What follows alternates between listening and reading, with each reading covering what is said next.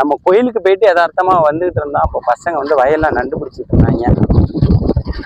போய் பார்க்கலாம் எப்படி நண்டு பிடிக்கிறாங்களா. நம்ம எல்லாம் முன்னாடி நண்டு பிடிக்கிறதுக்குலாம் காத்தாடி தான் யூஸ் பண்ணுவோம். தகரத்துல அந்த பெயிண்ட் டப்பாவெல்லாம் கட் பண்ணி அதுல காத்தாடி செஞ்சு நம்ம நண்டு பிடிப்போம். இப்போ அப்படியெல்லாம் இல்லை, ஈஸியா நண்டு பிடிக்க ஆரம்பிச்சிட்டாங்க பசங்க. இங்க பாருங்க, அதான் இப்போதைக்கு ஒரு கருவி மாதிரி. வாங்க பார்க்கலாம் எப்படி நண்டு பிடிக்கிறாங்கன்னு.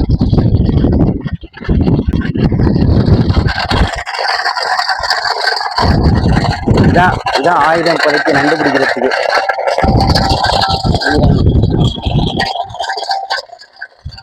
பாருங்க எவ்வளோ நண்டு பிடிச்சிருக்கீங்க காட்டுங்க பார்ப்போம்.